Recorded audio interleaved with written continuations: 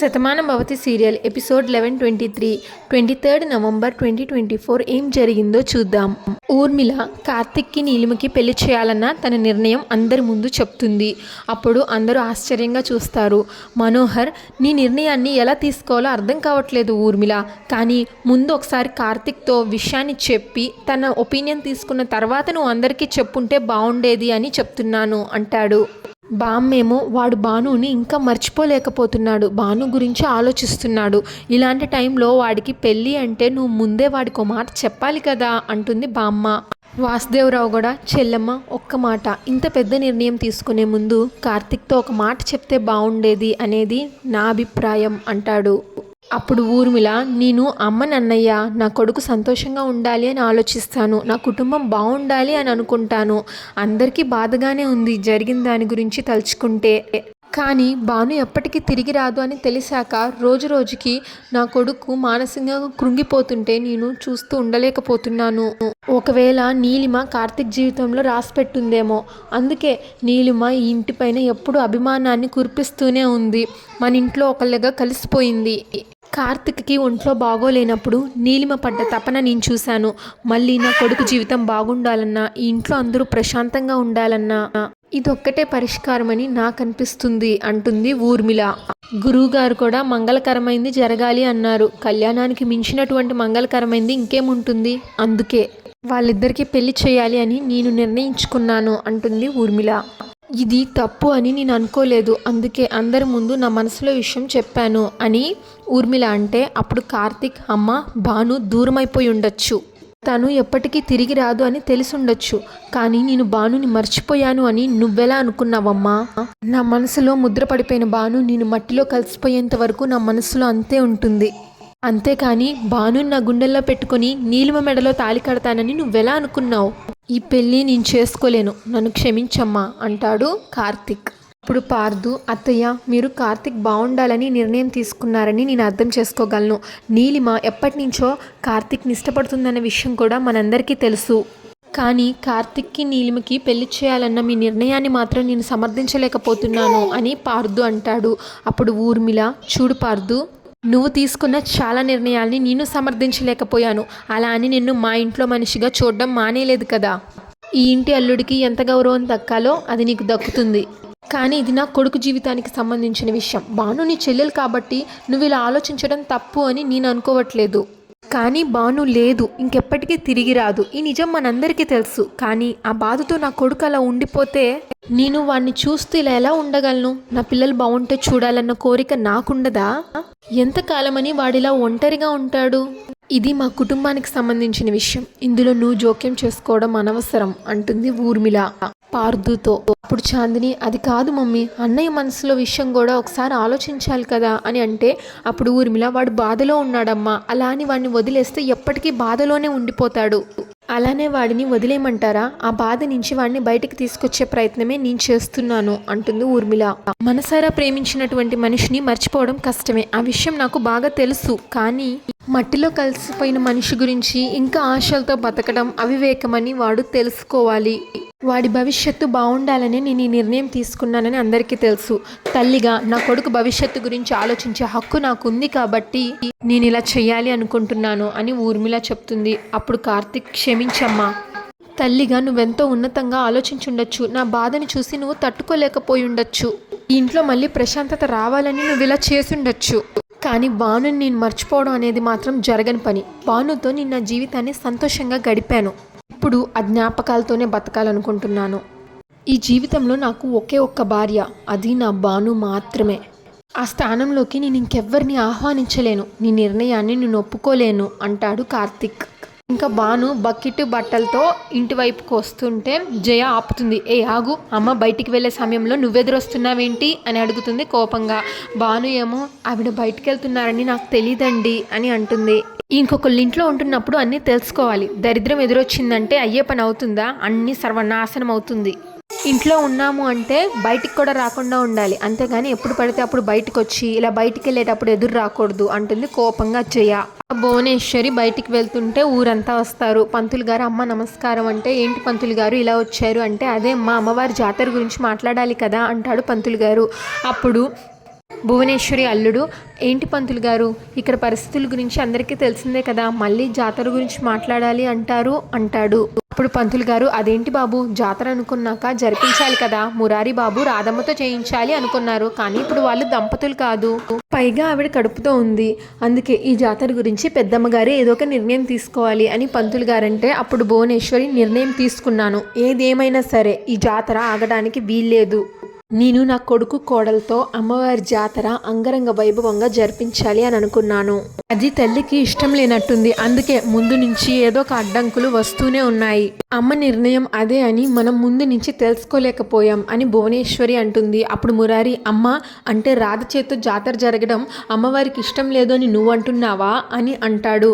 భువనేశ్వరి, జగన్మాత నిర్ణయాన్ని కాదనే ధైర్యం నాకెలా ఉంటుంది అని అంటుంది.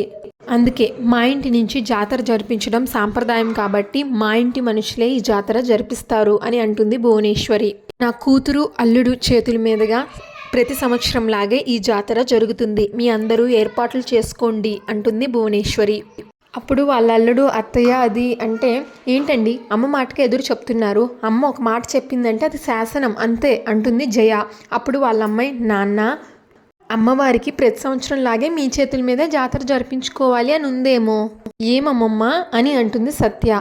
అప్పుడు భువనేశ్వరి, తల్లి నిర్ణయం ఇదే అని నేను నమ్ముతున్నాను, అందుకే ప్రతి సంవత్సరం లాగే జాతర వాళ్ళ చేతుల మీదగానే జరుగుతుంది అంటుంది భువనేశ్వరి. ఇంకా పోలీస్ ఆఫీసర్ వెయిట్ చేస్తూ ఉంటుంది. అక్కడికి పార్దు వస్తాడు. పోలీస్ ఆఫీసర్, ఏంటి పార్దు, అర్జెంటుగా మాట్లాడాలి అన్నావు అని అంటుంది. పార్దు, ప్రీతి నువ్వు అర్జెంటుగా నాకు ఒక హెల్ప్ చేయాలి, తొందరగా భాను ఎక్కడుందో కనిపెట్టాలి అని అంటాడు. అప్పుడు ప్రీతి, కొత్తగా అడుగుతున్నావేంటి, ఎంక్వైరీ జరుగుతుంది కదా, కానీ ఏ డెవలప్మెంట్ లేదు అని అంటుంది. ఎటు నుంచి ఎటు ఎంక్వైరీ చేస్తున్నా కేసులో ఏ పురోగతి కనిపించడం లేదు అని అంటుంది ప్రీతి. ఇదంతా చెట్టు చాటు నుంచి గమనిస్తుంది నీలిమ. అప్పుడు పార్దు ఆ అమ్మాయి చేతులు పట్టుకొని, ప్లీజ్ ప్రీతి అలా మాట్లాడొద్దు, భాను ఇప్పుడు దొరకడం చాలా ముఖ్యం, భాను చనిపోయిందని అందరూ అనుకుంటున్నారు, నమ్ముతున్నారు, అందుకే కార్తిక్కి ఇంకో పెళ్లి చేయాలి అని అనుకుంటున్నారు, కానీ నా మనసు నాకు బలంగా చెప్తుంది భాను బతికే ఉంది అని. తన ఇంటికి వచ్చి మళ్ళీ తన స్థానాన్ని తను నిలబెట్టుకోవాలి, అందుకే మిమ్మల్ని ఇంతలా అడుగుతున్నాను అంటాడు పార్దు. ఒకవేళ ఆ పెళ్లి కానీ జరిగితే నా చెల్లెలి జీవితం అన్యాయం అయిపోతుంది ప్రీతి అని అంటాడు. అప్పుడు ఆ పోలీస్ ఆఫీసర్, ప్రీతి చూడు పార్దు, చెల్లెల గురించి ఒక అన్నగా మీరు ఆలోచించే విధానం చూస్తుంటే ఎప్పుడూ నాకు గర్వంగానే ఉంటుంది, ఇలాంటి అన్నయ్య ఉంటే బాగుండు అని అనిపిస్తుంది, కానీ డిపార్ట్మెంట్ పరంగా నేను చేయవలసిన ఎంక్వైరీ మొత్తం చేస్తున్నాను, కానీ నాకు ఏ ఆధారం దొరకటం లేదు, తను బ్రతికి ఉంది అని చెప్పడానికి ఏ అవకాశమూ లేదు, అయినా కూడా నిరాశ పడకుండా నమ్మకంతో నేను వెతుకుతున్నాను, మీ నమ్మకం నిజం చేయాలని నేను ప్రయత్నిస్తున్నాను, ఈ ప్రయత్నం కాస్త సమయం పడుతుంది, తొందరపడితే ఎలా అని అంటుంది ప్రీతి. అప్పుడు పార్దు, ఇప్పుడు సమయం లేదనే కదా నేను ఫీల్ అవుతుంది, పొరపాటున పెళ్లి జరిగిన తర్వాత భాను తిరిగి వస్తే నా చెల్లెలకి అన్యాయమే జరుగుతుంది తప్ప న్యాయం జరగదు, భాను గనక ఇప్పుడు దొరకకపోతే అక్కడ చాలా ప్రాబ్లం అవుతుంది, కార్తిక్కి పెళ్లి చేస్తానంటున్నారు, భాను తిరిగి వస్తేనే అంతా సర్దుకుంటుంది, నా చెల్లెల జీవితమే అన్యాయం అయిపోతుంది ప్రీతి, ఆ తరువాత మనం చేసేదేమీ ఉండదు, అందుకే నేను ఇంతలా రిక్వెస్ట్ చేస్తున్నాను ప్రీతి, ప్లీజ్ ప్రీతి అంటాడు పార్దు. అప్పుడు ప్రీతి, నేను మీ బాధని అర్థం చేసుకోగలను పార్దు, కానీ మీరు మా ప్రయత్నాన్ని కూడా అర్థం చేసుకోవాలి కదా అని ప్రీతి అంటుంది. ఇదంతా ఒక చెట్టు చాటు నుంచి గమనిస్తుంది నీలిమ. అప్పుడు నీలిమ ఇలా అనుకుంటుంది, మీరేం మాట్లాడుకుంటున్నారో అస్సలు నాకు వినబడటం లేదు, తెలుసుకునే అవకాశం కూడా లేదు, కానీ ఒకటి మాత్రం అర్థమవుతుంది, ఇలా మీ ఇద్దరు ఒకళ్ళ చేతులు ఒకళ్ళు పట్టుకొని మాత్రం భలే దొరికారు, ఈ ఒక్క ఆధారం చాలు నిజాన్ని ఎలా బయటికి తీయాలో చెప్పి వాళ్ళిద్దరూ చేతులు పట్టుకున్నది వీడియో తీస్తుంది నీలిమ తనలో ఇలా అనుకుంటుంది, ఈ ఫోటోని చూపించి నువ్వు ఏం ఎంక్వైరీ చేస్తున్నావో మొత్తం తెలుసుకుంటాను, అసలు మీ ఇద్దరి మధ్యలో ఏం జరుగుతుందో అది కూడా తెలుసుకుంటాను అని అనుకుంటుంది. ఇంకా సత్య ఆనందంగా ఉంటుంది. ఈలోపు వాళ్ళ అమ్మ జయ వచ్చి, ఏంటి సత్య నీ మొహం ఆనందంతో వెలిగిపోతుంది అని అడుగుతుంది.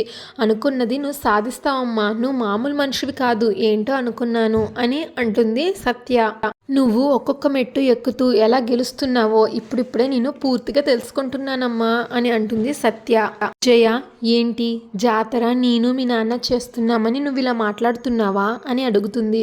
మరంతే కదా, మన ఇంటి వాళ్ళు చేయాలి జాతర, నువ్వు నాన్నగారు చేస్తే నాకు సంతోషమే కదా అని అంటుంది సత్య. అప్పుడు జయ, పిచ్చిదానా, ఈ జాతర నేను జనిపించడం నాకు ఆనందం కాదే. నేను ఈ ఇంటి ఆడపిల్లనే, కానీ ఈ ఇంటి పేరు మనిషిని కాదు. కానీ నువ్వు నీ ఇంటి పేరుని ఈ ఇంటి పేరుగా మార్చుకొని ఈ ఇంటి కోడలుగా ఉండాలనేది నా కోరిక. వచ్చే సంవత్సరం జాతర నువ్వు నా తమ్ముడు కలిసి చేయాలనేది నా ఆశ.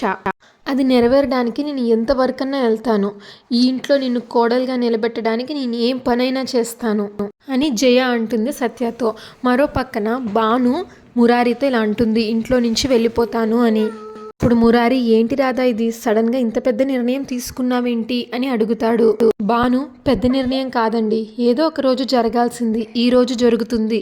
వెళ్ళిపోవడం తప్పదు అన్నప్పుడు ఎంత తొందరగా వెళ్ళిపోతే అంత మంచిది అని భాను అంటే, మురారి, నువ్వు ఇక్కడి నుంచి వెళ్ళిపోవాలి అని నీతో ఎవరు చెప్పారు అని అడుగుతాడు.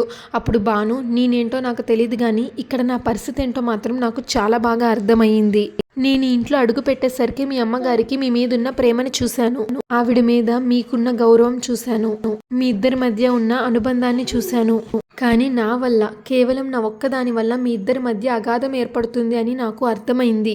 తల్లి కొడుకుల్ని దూరం చేసే పాపం నాకు తగలకూడదంటే నేను ఇక్కడి నుంచి వెళ్ళిపోవడమే సరైన మార్గమని నాకు అనిపిస్తుంది. నేను దూరంగా వెళ్ళిపోతే మీరు మీ వాళ్ళకి దగ్గరవుతారు, దయచేసి కాదనద్దు అని భాను అంటే, సరే చూడు రాధా, అమ్మ పంచాయతీలో తీర్పు చెప్పింది కదా, నీకు డెలివరీ అయిన వెంటనే నువ్వు ఈ ఇంటి నుంచి ఈ ఊరు నుంచి శాశ్వతంగా వెళ్ళిపోతావు అని. కానీ నిన్నలా పంపించే ఉద్దేశం అయితే మాత్రం నాకు లేదు అని అంటాడు మురారి. ఇంకా మరో పక్కన జయ సత్యతో, నాకు ఒక అనుమానం ఉంది సత్య, నా తమ్ముడు ఏదైనా చేసి తను ప్రేమించిన రాధని ఈ ఇంట్లోనే ఉంచుతాడు అని నాకు అనుమానం ఉంది. అందుకే ఎదురులేని మా అమ్మ తీర్పుకి ఎదురు నిలబడి మరీ తను డెలివరీ అయ్యేంత వరకు ఇక్కడే ఉండాలి అని కండిషన్ పెట్టాడు. ఇప్పుడు సత్య, పోనీలే అమ్మ, ఇంకెన్నాళ్ళు ఉంటుంది, కొన్ని నెలలే కదా, ఆ తర్వాత అయినా వెళ్ళిపోతుంది కదా అని అంటుంది. మురారి భానుతో, చూడు రాధా, అమ్మ కోపంలో ఒక మాట అనుండొచ్చు, ఈ ఇంటి గౌరవం పరువు ఏమవుతుందని ఆ నిర్ణయం తీసుకొని ఉండొచ్చు. కానీ అమ్మ మనసేంటో నాకు తెలుసు, నా గురించి ఆవిడ ఎలా ఆలోచిస్తుందో, నేను చెప్పే మాటకి తను ఎంత విలువిస్తుందో నాకు తెలుసు. ఇప్పుడు అమ్మ కోపంగా ఉంది కాబట్టి నేనేమీ మాట్లాడట్లేదు, తనకి కోపం తగ్గాక తనకి అర్థమయ్యేలాగా నేను చెప్తాను, నువ్వెక్కడికి వెళ్లకుండా నేను చూసుకుంటాను అని మురారి భానుతో అంటాడు. మరో పక్కన జయ సత్యతో, కాలం గడిచే కొద్దీ అమ్మకి ఈ కోపం ఉండదు. అమ్మ ఆలోచించడం మొదలుపెట్టింది అంటే మురారి ఏదో ఒకటి చేసి అమ్మ మనసు మార్చేస్తాడు. రాధ ఎక్కడికి వెళ్లకుండా ఇక్కడే ఉండేలాగా చేసేస్తాడు. అప్పుడు నీ పరిస్థితి ఏమవుతుంది అని సత్యతో జయ అంటే, మన ఆశలన్నీ అడియాసలు అయిపోతాయి, మనం కన్నీళ్లతో ఇంట్లో ఉండాల్సి వస్తుంది అని జయ అంటుంది. ఆ రాధ కేరింతలు కొడుతూ నా తమ్ముడు జీవితంలో ఉంటుంది. అలా జరగకూడదంటే అమ్మవారి జాతర పూర్తయ్యేసరికి ఆ రాధ శాశ్వతంగా ఇక్కడి నుంచి వెళ్ళిపోవాలి అని జయ ప్లాన్ చేస్తుంది. మరో పక్కన భాను మురారితో, మీ జీవితంలో నేనున్నానని మీరు చెప్పడమే కానీ ఇప్పటి వరకు నాకు ఏది గుర్తు రావటం లేదు. నా పేరు, రూపం, మాట తీరు అన్నీ కొత్తగా ఇప్పుడు నేర్చుకున్నట్టుగానే ఉన్నాయి. అన్నీ కొత్తగా ఉన్నాయి. నేనేంటో నాకు తెలిసేంత వరకు నా పయనం ఏంటో, నా గమ్యం ఏంటో కూడా నాకు తెలీదు. కానీ నా కడుపులో ఒక రూపం పెరగడం మాత్రం నిజం. అది ఇంటి పరువుకి శాపం కాకూడదు అన్నది నిజం. అందుకే నేను ఇక్కడ ఉండకూడదు అన్నది పెద్ద ఆవిడ నిర్ణయం కావచ్చు, దాన్ని నేను తప్పు పట్టడం లేదు. ఎప్పటికైనా నేను వెళ్ళిపోవాల్సిందే. నేను మీతో కలిసి ఉండాలనేది మీ కోరిక, అందుకే మీరు ఈ నిర్ణయం తీసుకున్నారు. లోకాల నేలే అమ్మవారి జాతర అంగరంగ వైభవంగా ఈ ఊర్లో జరగాలి. మీ ఇల్లు ఎప్పుడు పచ్చగా ఉండాలి, ఈ ఊరు ఎప్పుడు మిమ్మల్ని గౌరవిస్తూనే ఉండాలి. ఇవన్నీ జరుగుతూ ఉండాలి అంటే నాలాంటి దురదృష్టవంతురాలు ఈ ఇంటికి దూరంగా ఉండాలి అని భాను మురారితో అంటుంది. మరో పక్కన సత్య జయతో, అది అంత తేలిగ్గా జరుగుతుందంటావా? అంత తేలికైన విషయం అయితే కాదమ్మా అని అంటుంది జయతో. నువ్వు ఈ ఇంటి గురించి ఆలోచించి ఒక నిర్ణయం తీసుకున్నావు. నేను నా మనసారా ప్రేమించిన రాధ గురించి ఆలోచించి ఒక నిర్ణయం తీసుకున్నాను. నా తల్లి మనసేంటో నాకు తెలుసు రాధా. కొండ మీద ఉండే అమ్మవారు అందరినీ కరుణిస్తే నాకు ప్రత్యక్ష దైవంలా ఉండే మా అమ్మ నా మాటకి విలువిస్తుందని నాకు తెలుసు. ఆవిడతో ఏం మాట్లాడాలో, ఎలా మాట్లాడాలో నాకు తెలుసు. నువ్వెక్కడికి వెళ్ళవు, ఎప్పటికీ ఇక్కడే ఉంటావు అని మురారి అంటే, మరో పక్కన జయ సత్యతో, ఈ ఇంటి నుంచి ఎలాగైనా దాన్ని పంపించి తీరుతాను. ఊరంతా సంతోషించేలా జాతర జరుగుతుంది, కానీ మనం మాత్రమే సంతోషించేలా అది ఈ ఇంటి నుంచి బయటికి వెళ్తుంది అని సత్యతో అంటుంది. ఇంకా నెక్స్ట్ ఎపిసోడ్ వచ్చే వారంలో జాతర జరుగుతూ ఉంటుంది. ఇంకా జయ సత్యకి సైగ చేస్తుంది. జయ సత్యకి సైగ చేయంగానే సత్య అమ్మవారు పూనినట్టుగా ఊగిపోతూ ఇక్కడ జరుగుతున్నది అపచారం, తప్పు చేసిన వాళ్ళకి నా ఊరిలో స్థానం లేదు అంటూ భానుని చూపిస్తుంది సత్య. అదంతా చూస్తున్న ఊరి జనం, భువనేశ్వరి అందరూ ఆశ్చర్యపోతారు. అమ్మవారే నిజంగా చెప్తున్నామో అని అనుకుంటారు. Shatamanam Bhavati serial regular update కోసం మా ఛానల్ని సబ్స్క్రైబ్ చేసుకోండి. Thanks for watching.